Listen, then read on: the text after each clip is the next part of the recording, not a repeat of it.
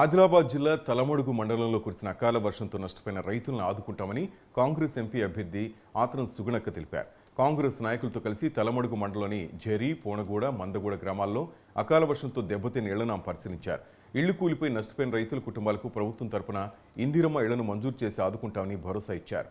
అనంతరం జిల్లా కేంద్రానికి చేరుకుని కలెక్టర్ రాజేష్కి వినతి పత్రం అందించారు. తక్షణమే బాధితులకు నష్టపరిహారం అందించాలని ఆమె కోరారు.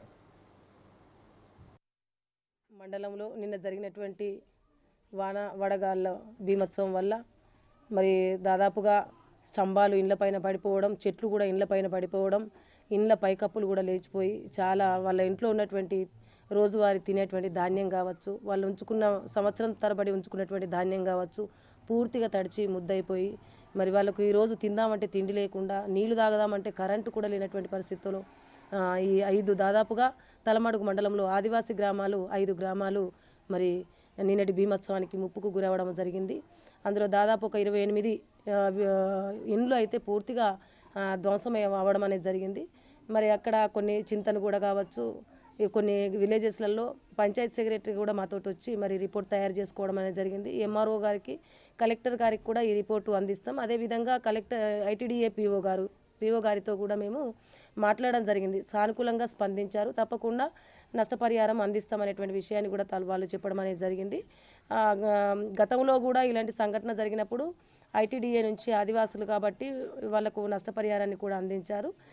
అదేవిధంగా ఇప్పుడు కలెక్టర్ గారికి, ఎంఆర్ఓ గారికి కూడా చెప్పేసి ప్రస్తుతం ఇలా జీవన విధానానికి ఇప్పటికీ కష్టం కాబట్టి అట్లా నష్టపరిహారం అందిస్తాం.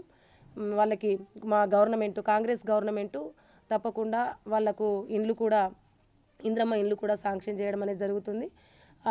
ధాన్యాన్ని కూడా 2 రోజులు వర్షంతో ధాన్యం కొనుగోలు కూడా ఆపడం జరిగి నిన్ననే మొదలు పెట్టడం జరిగింది.